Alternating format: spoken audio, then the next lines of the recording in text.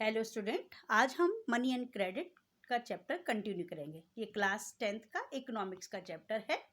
इससे पहले वाले वीडियो में मैंने एक्सप्लेन किया था कि डबल कोइंसिडेंस ऑफ वॉन्ट्स क्या होते हैं, उसकी लिमिटेशंस क्या होती हैं एंड बैंक में किस तरह से मनी आता है और उसे हम हमारी डिमांड पर हम उसे निकाल सकते हैं। That is called demand deposit.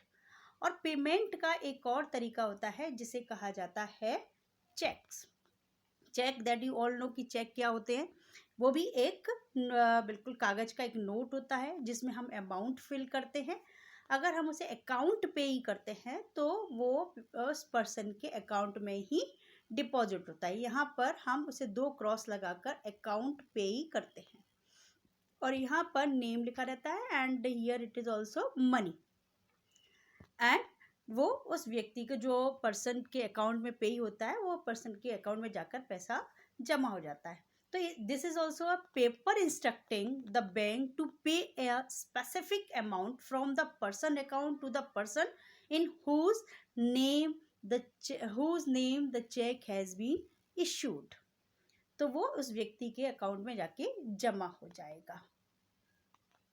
And then bank की जो एक्टिविटी होती है, हाउ द बैंक अर्न कैसे करती है, उनकी कमाई कैसे होती है। तो इसके लिए बैंक एक लोन एक्टिविटी करती है। एक्चुअली क्या होता है, बैंक का 2 काम होता है। एक तो बैंक के अंदर लोग डिपॉजिट करते हैं अपना सेविंग्स, जिस पर वो एक छोटा सा अमाउंट हमें एक इंटरेस्ट के रूप में देते हैं, और हमारे अमाउंट के जो हम डिपॉजिट करते हैं उसे वो लोन में दे देते हैं। जिन लोगों को पैसे की रिक्वायरमेंट होती है वो उनको लोन में दे देते हैं और उनसे वो हाई इंटरेस्ट चार्ज करते हैं। तो इन दोनों का जो डिफरेंस आता है वही बैंक की अर्निंग होती है।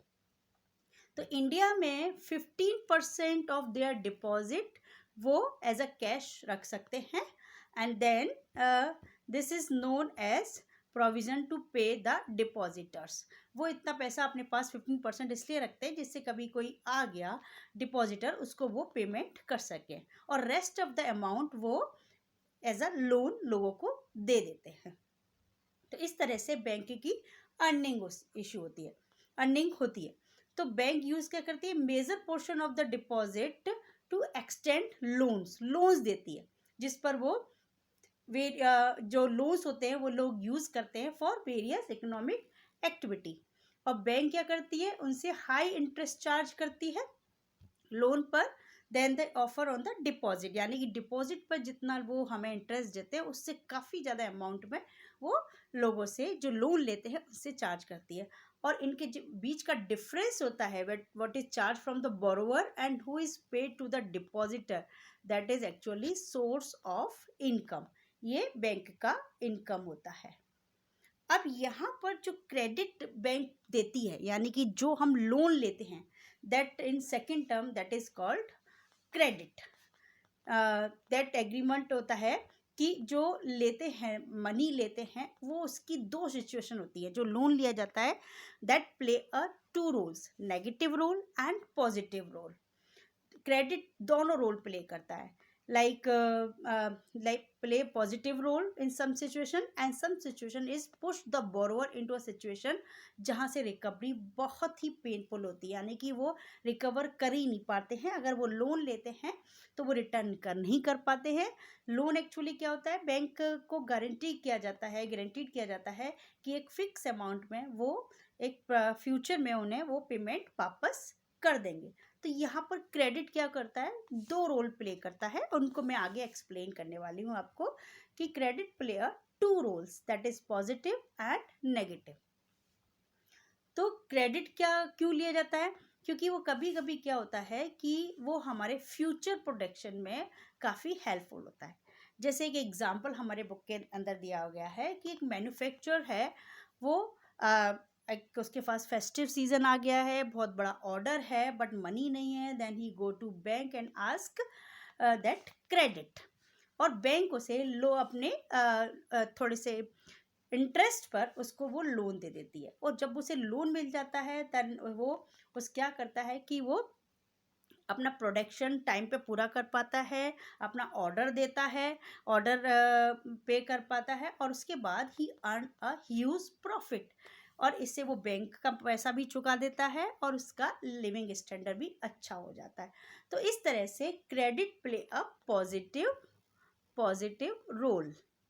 बट क्रेडिट का एक और नेगेटिव रोल भी होता है कि जैसे हम एक फार्मर्स को ले लें, फार्मर्स क्या करता है कि उसे अपने रिक्वायरमेंट के लिए पैसा चाहिए, क्योंकि ईयरली उसे प्रोडक्शन करना है, एक छोटा सा खेत है जिसमें उसे फर्टिलाइज़र, इंसेक्टिसाइड्स डालने हैं, सीड्स डालने हैं, इसके लिए वो मनी लेंडर के पास जाता है। मनी लेंडर उसे हाई इंटरेस्ट पर पैसा प्रोवाइड करता है। लेकिन क्या होता है, क्रॉप फेल हो जाती है ड्यू टू सम रीज़न, हो सकता है कि रेनफॉल नहीं आया हो या सम रीज़न से, जब वो जो लोन लिया है उसको पेमेंट नहीं कर पाती, रिटर्न नहीं कर पाती, तो इस तरह से ये क्रेडिट क्या करता है, उसे डेब्ट ट्रैप में डाल देता है, यानी कि कर्जे में ढकेल देता है। तो इस तरह से credit play a negative role. तो क्रेडिट दोनों रोल प्ले करते हैं, नेगेटिव एंड पॉजिटिव रोल्स। अब यहाँ पर बैंक लोन कैसे देती है, तो बैंक को कुछ गारंटी चाहिए।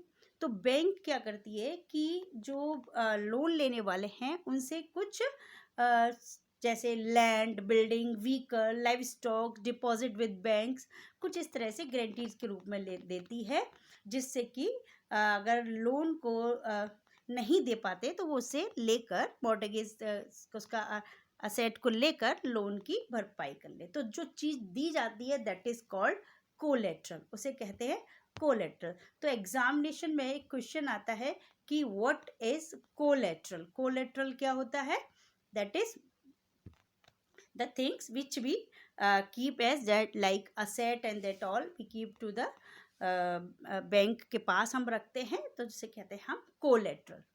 अब यहाँ पर जो कोलेट्रल होता है उसके साथ जब बैंक हमें लोन देती है तो उसके कुछ टर्म्स होते हैं, कुछ कंडीशंस होती हैं कि किस कंडीशन पे हमें क्रेडिट मिलेगा।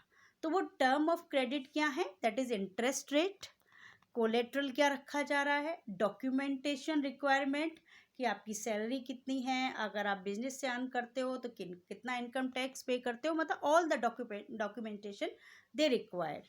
एंड वन मोर कंडीशन कि जो रीपेमेंट होगा वो इंस्टॉलमेंट में किस तरह से होगा, क्या कॉम्प्रोमाइज होंगे, तो mode of repayment also, these all things all together is known as term of credit.